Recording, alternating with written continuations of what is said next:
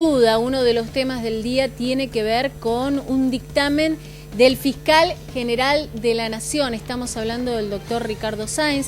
Es un dictamen, aquí lo tenemos, donde él da cuenta de que al fiscal Alberto Nisman lo mataron, que fue víctima de un homicidio, Anabelia. ¿Y cuál es la importancia que tiene este dictamen que se da a conocer hoy a través del fiscal Sáenz? Lo que hace él es aportar directamente al mismo fallo que presentó la querella. Hay algunos datos, obviamente habla de homicidio agravado, teniendo en cuenta de que estamos hablando de un fiscal que estaba en el medio de una investigación que iba directamente dirigida a una de las figuras más importantes de la Argentina, y estamos hablando de la expresidenta Cristina Fernández de Kirchner. Hay otros puntos que son básicamente muy importantes, que son las conclusiones que finalmente él saca en este fallo, donde lo que dice es que vinculan el hecho violento que terminó con la vida de Natalio Alberto Nisman con sucesos, acontecimientos que resultan y fueron sometidos a la decisión de otros magistrados, como así también considerados del fuero íntimo de aquel que se dan de ciertas y situaciones de ocurrentes anterior y posterior a su fallecimiento, y aparte también a supuestas presentaciones del fiscal que tenía planeado realizar en organismos internacionales. O sea, todo en primer lugar, perdón, Ana, lo que dice Sáenz en este caso es que era de relevancia la tarea que estaba llevando adelante el fiscal y que en ese momento no estaba siendo cuidado como era debido. Y que no era lo que estaba en investigación, algo como, se terminó hablando luego de la presentación, que estaba teñido de subjetividades. Después otro de los puntos es donde él habla y lo que dice es que Nisman era el encargado de investigar uno de los mayores atentados terroristas sufridos por nuestro país. Exacto. Lejos de hallarse angustiado, deprimido, y esto es teniendo en cuenta de la pericia post-mortem psicológica que se había realizado, donde decían, bueno, de que posiblemente estuviera en un momento de estrés ante la investigación que estaba realizando, que él tenía miedo, pero que podría haberlo llevado a un suicidio. Lo que dice que es que lejos de hallarse angustiado, deprimido, se encontraba satisfecho, de buen ánimo, plenamente convencido de la justicia de sus acciones, abocado a la presentación que iba a efectuar ante los legisladores el día 19 de enero, esto era día lunes, 2 días antes de que lo encontraran sin vida. Y te agrego un dato que está en este dictamen. Lejos de estar angustiado, deprimido, Nisman estaba satisfecho, de buen ánimo, plenamente convencido de la justicia de sus acciones y abocado a la presentación que iba a realizar aquel 19 de enero. Exactamente, exactamente. Después habla de las pruebas. Ahí yo creo que ya, hasta este punto creo que es una especie de subjetividad e interpretación, sí, digámoslo de esta manera. ¿Por qué? Porque no habla puramente de las pruebas, de la investigación y de lo que se tenía dentro de esta causa. Recordemos que la causa en este momento la tenía Palmagini, que había pasado de la fiscal, que había estado desde el inicio de la investigación y todo lo que es el proceso de instrucción, que ha tenido muchísimas idas y vueltas. Uno no quiere meterse de manera directa en lo que es la interpretación de la justicia, pero sí ha tenido muchas idas y vueltas que no se han terminado de comprender. Como por ejemplo, los allanamientos que se hicieron en la casa, por qué ingresaron primero las figuras políticas al domicilio de Nisman antes que las mismas personas que habían llamado, la ambulancia, los efectivos policiales. ¿Por qué, por ejemplo, a Torres no lo habían dejado ingresar? Específicamente, fue el primero que ingresó al lugar. Berni. Sergio Berni. Bueno, todo esto obviamente deja un manto de sospecha en cuanto a la investigación y qué es lo primero que se realizó en el lugar. Más allá de que después se fueron agregando personajes que decían, bueno, estaban comiendo en la mesa, donde tenían las pruebas, estaban comiendo medialunas, había algunas pruebas que habían sido tiradas al tacho de basura, no recuerdo el apellido, una chica de nombre Natalia que había sido llamada para testigo mientras se realizaba el procedimiento, que es algo que se hace de rutina, siempre dentro de los procedimientos, los allanamientos, se necesita un testigo para que deje constancia de lo que se está haciendo en ese lugar. Después hay otro de los puntos que creo que fue tal vez el más discutido o uno de los más discutidos. Sí.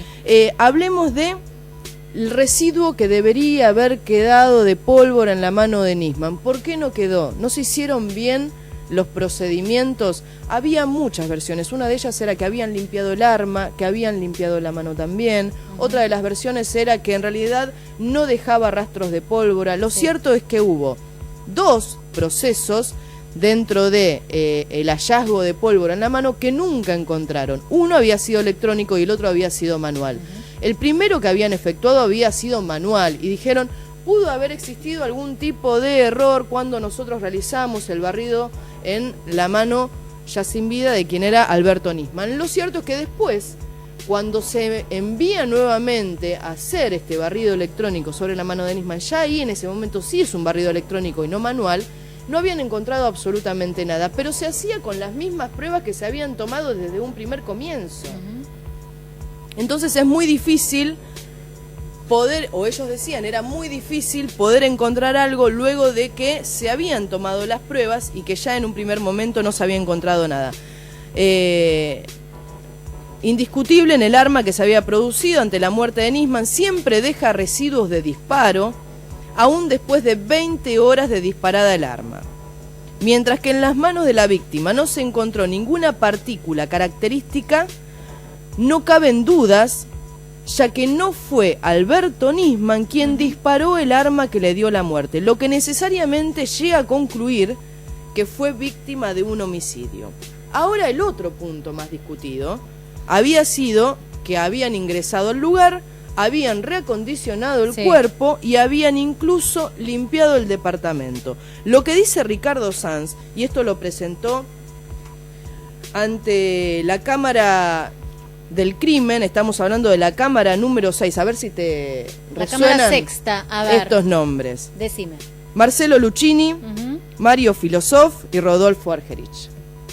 Es en las mismas manos que cayó el caso de Ángeles Rausa.